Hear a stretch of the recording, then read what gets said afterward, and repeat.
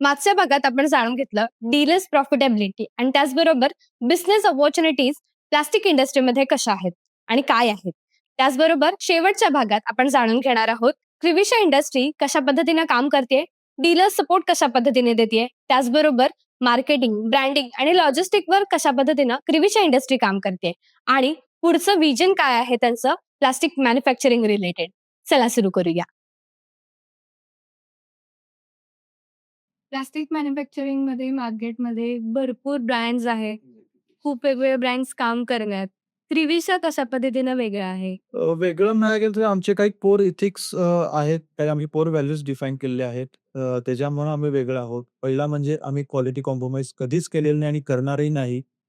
काहीही होऊ देत. उद्या रेट 4 पटीने वाढू देत. तरी पण आम्ही क्वालिटी कॉम्प्रोमाईज कधी करणार नाही. सेकंडरी आमचा जो बेसिक कोर व्हॅल्यू जो होता अकाउंटॅबिलिटी, की कस्टमरला जे काही त्याचं लेजर आहे ते प्रॉपर गेलं पाहिजे. त्याचं प्रत्येक पैशाचा हिशोब दिला गेला पाहिजे. आज आम्ही आमच्या डिस्ट्रिब्युटरला काही स्कीम्स अलॉट करतो. आम्ही रिटेलरला काही स्कीम अलॉट करतो. अ, आमच्या एंड कस्टमरला पण आम्ही काही स्कीम्स म्हणजे काही छोटे कुपन्स, टोकन्स आम्ही देत असतो. ते वेळच्या वेळी दिले गेले पाहिजे. तो ट्रस्ट आहे. मध्ये एकदा आमच्या काही स्कीम्स लेट दिल्या गेल्या. म्हणजे आम्ही अनाउन्स केल्या होत्या आणि त्या 6 महिने लेट झाले होते आमचे. त्यात काही फार गोष्टी टेक्निकल त्यात होत्या. पण ते झाल्यानंतर आम्ही मार्केटमधनं फार रिजेक्शन्स हँडल केले. हं. आणि त्यावेळी कळालं की हे चुकीचं आहे, की आपला शब्द हा ट्रस्ट आहे आणि तो ट्रस्ट तिथे ठेवला गेला पाहिजे. आणि जे आपण ब्रँड म्हणतो, तो ब्रँड म्हणजे ट्रस्ट आहे बेसिकली. हं. आणि तो ट्रस्ट फक्त तुमच्या प्रॉडक्टवरती नसतो. तो ट्रस्ट तुमच्या शब्दावरती असतो. तुम्ही दिलेल्या कमिटमेंटवरती असतो. तर त्यावेळी आम्ही हे डिसाईड केलं की नाही, हे असं कधीच झालं नाही पाहिजे. आपण जी स्कीम ज्या टाईमला सांगितलंय त्या टाईमला तिला घेणं गरजेचं आहे. मग अशा काही अनेक छोट्या-छोट्या गोष्टी आहेत, की ज्याच्यामध्ये क्रिविशा डिफर करतं, की आमच्या कमिटमेंट्स, आमच्या अकाउंटॅबिलिटी, परत आमचं रिलेशन्स. हं.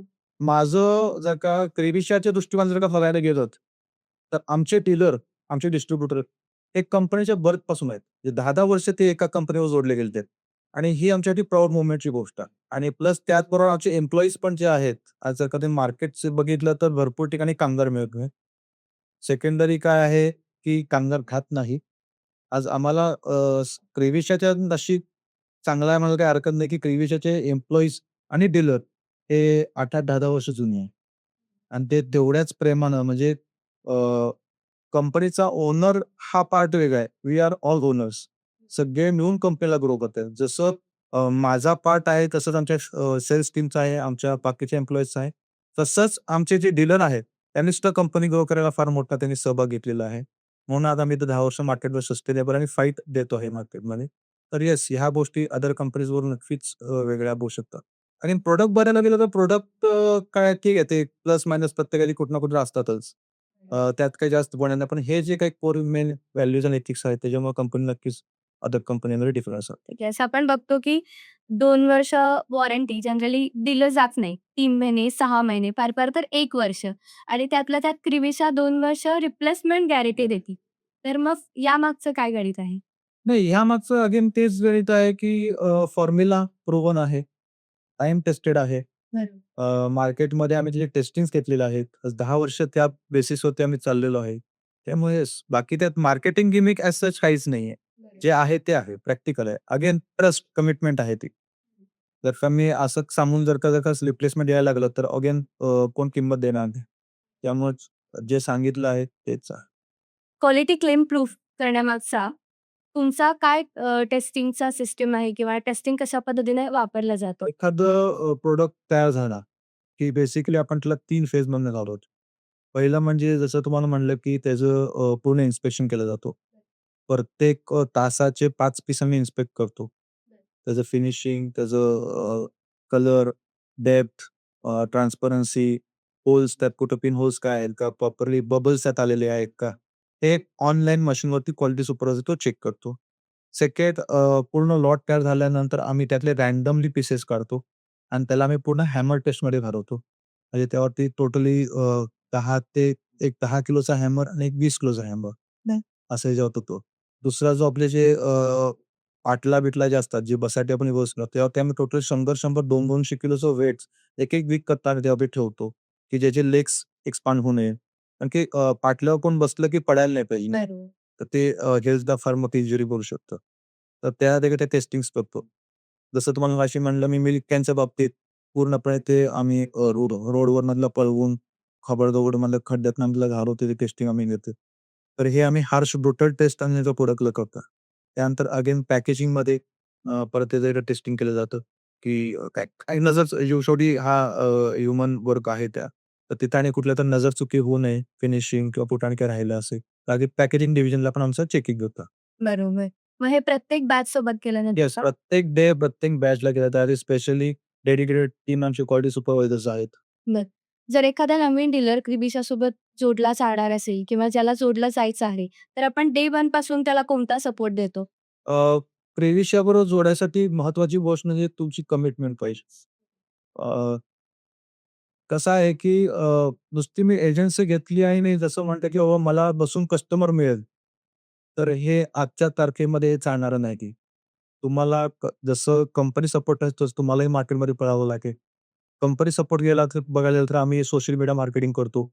नाही. आज आपले Instagramवरती आज म्हणजे आम्ही आता 2 वर्षापूर्वीच चालू केलेलं आहे.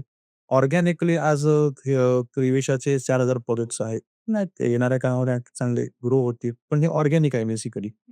नंतर आपण त्यांच्यासाठी डीलर बोर्ड, व्हेइकल ब्रँडिंग, परत त्यांचे लोकल एरियामध्ये वॉल पेंटिंग, या सगळ्या आपण मार्केटिंग प्रोव्हाईड करतो. प्लस आपण त्यांना मार्केट काय चाललंय, ट्रेंड काय चालू आहे, मटेरियल पर्चेस करायसाठीचा जो कॉन्फिडन्स आहे, करायचे का नाही. काय होतं भरपूर वेळा असं होतं रेट पडत असतात आणि मग मार्केटमध्ये अदर कंपनी सेल्समन किंवा काय म्हणतात, "नहीं, नहीं रेट बढ़ रहा है, आप उधर ले लो."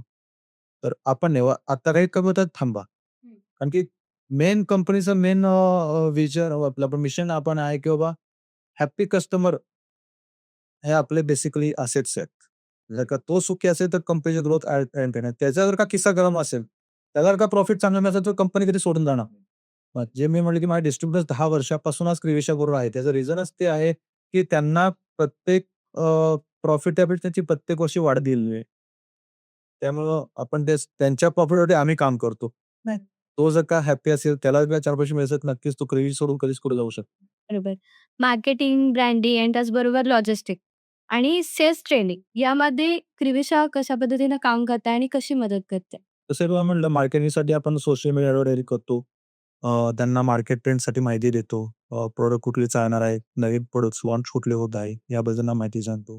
त्याचबरोबर त्यांना आपण जे काही आहे ब्रँडिंग रिलेटेड त्यांना सगळे कटआउट्स, स्टिकर्स, व्हेइकल ब्रँडिंग ह्या सगळ्या गोष्टी आपण त्यांना फिरवतो. प्लस मार्केट ट्रेंड्ससाठी त्यांना काय असेल ते आपण ट्रेन करतो.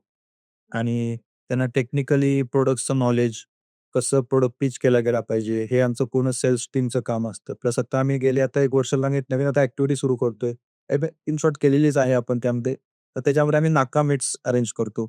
नाही. म्हणजे जिथं कॉन्ट्रॅक्टर आणि ही जी लोकं सकाळी भेटतात, तिथं आपण नाका मीट्स अरेंज करतो. त्याचबरोबर आपले जे काही शॉप्स असतात, तिथं संध्याकाळी आम्ही रिटेलर ट्रेनिंग प्रोग्राम ठेवतो.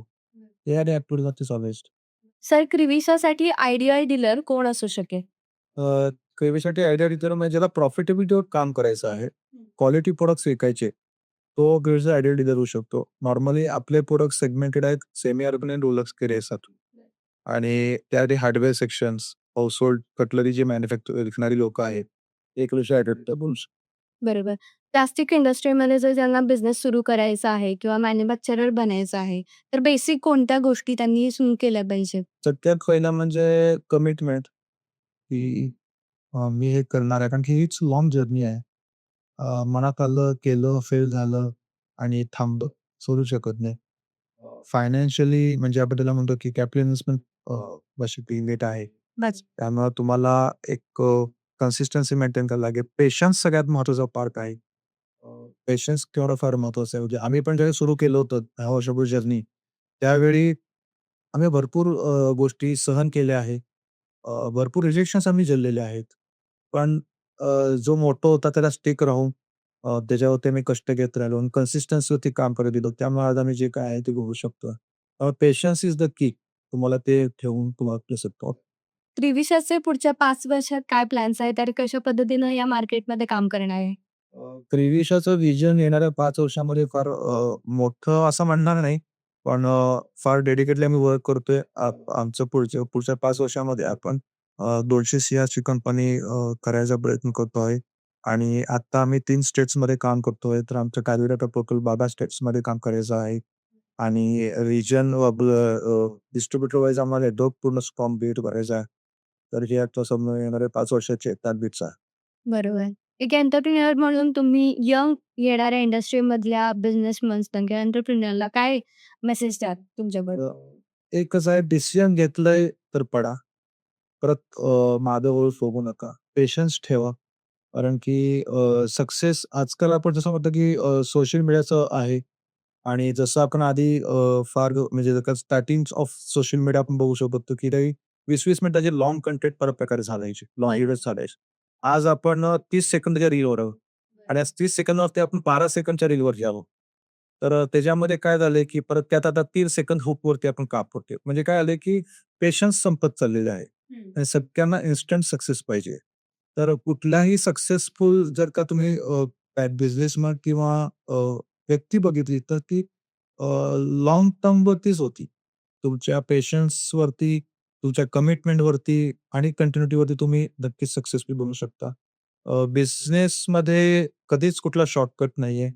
आणि शॉर्टकट जर का घेतला तर नक्कीच तुम्ही लवकरात लवकर रिटर्न बॅक घेऊ शकता. त्यामुळं हा लाँग टर्मचा गेम आहे आणि तो तुम्हाला त्या पेशंटली तुम्हाला फॉलो करत पाहिजे. खूप छान माहिती दिलीत सर तुम्ही. प्लास्टिक इंडस्ट्री म्हणजे काय आणि क्रिविशा कशा पद्धतीनं प्लास्टिक इंडस्ट्रीमध्ये क्वालिटीवर कॉम्प्रोमाईज न करता ड्युरेबिलिटीवर जास्त फोकस करून प्राइसिंग मेंटेन ठेवू आणि त्याचबरोबर सस्टेनेबिलिटीवर काम करते. तर हे सगळं आता सध्या क्रिविशाचं मेन मोटिव्ह सुद्धा दिसून येतो आपल्याला आणि क्रिविशाला एक थोडक्यात शब्दात तुम्ही कसं डिफाईन कराल? प्रिव्हिशा थोडक्यात सांगायला गेलं तरी सिंपल टर्मिनॉलॉजी आहे. व्हॅल्यू फॉर मनी प्रॉडक्ट्स देणे, कमिटमेंटवरती फोकस करणे, जी कमिटमेंट दिली आहे त्याच्यावरती काम करणे आणि चांगलीत चांगली सर्व्हिस प्रोव्हाईड करण्याचा प्रयत्न करणे. कंपनीची टॅगलाईन आहे मजबूत आहे. तर नुसतं मजबूत हे नुसते प्रॉडक्ट नाही आहेत, तर कंपनीचे एथिक्स मजबूत आहे. कंपनीची जर्नी मजबूत आहे आणि कंपनीची टीम म्हणजे मला सांगायला अभिमान आहे, की जी माझी पूर्ण टीम आहे. माझे जे कोर 7 पिलर्स आहेत, माझे जे एम्प्लॉईज आहेत टॉप, ते आमची कोर टीम फार स्ट्राँग आहे आणि नुसतं मजबूत हे डॅट हे असंच दिलेलं नाही, तर ते प्रत्येक स्टेजवरती रिव्हिजन मजबूत.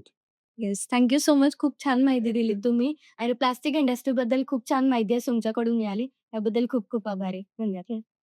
आज मार्केटमध्ये जिथं प्राइसिंग वॉर सुरू आहे आणि त्याचबरोबर रॉ मटेरियल फ्लक्च्युएशन आणि हेवी कॉम्पिटिशन आहे. तिथे आजही काही ब्रँड्स क्वालिटी आणि ट्रस्टवर उभे आहेत. प्लास्टिक इंडस्ट्रीची अपॉर्च्युनिटी, फ्युचर अपॉर्च्युनिटी फार मोठी आहे. पण त्याचबरोबर लाँग टर्म ग्रोथसाठी कन्सिस्टन्सी, इनोव्हेशन आणि कस्टमर ट्रस्ट हा फार महत्वाचा आहे. क्रिविशा इंडस्ट्रीजने हाच कस्टमर ट्रस्ट, हाच अनब्रेकेबल कस्टमर ट्रस्ट कशा पद्धतीने निर्माण केला आहे, हे आजच्या पॉडकास्टमध्ये आपण जाणून घेतलेलं आहे. त्याचबरोबर प्लास्टिक इंडस्ट्रीची करंट सिच्युएशन काय आहे, हे सुद्धा जाणून घेतलेलं आहे. हा पॉडकास्ट तुम्हाला कसा वाटला, हे नक्की कमेंट करून सांगा. आणि त्याचबरोबर साधं सरळच्या चॅनलला अजून सबस्क्राईब केलं नसेल तर नक्की सबस्क्राईब करा आणि बेल आयकॉन दाबायला विसरू नका, जेणेकरून तुम्हाला आमच्या अशा नवनवीन पॉडकास्टचे नोटिफिकेशन्स येतील. आणि हो, जर तुमच्या आवडत्या गेस्टला आमच्या स्टुडिओमध्ये तुम्हाला पाहायचं असेल, तर नक्की खाली दिलेल्या नंबरवर कॉन्टॅक्ट करा आणि त्याचबरोबर आम्हाला डीएम करा. आम्ही तुमच्या आवडत्या गेस्टला आमच्या स्टुडिओमध्ये बोलवू. तुम्हाला हा पॉडकास्ट कसा वाटला, हे नक्की सांगा आणि त्याचबरोबर जास्तीत जास्त लोकांपर्यंत शेअर सुद्धा करा. Thank you.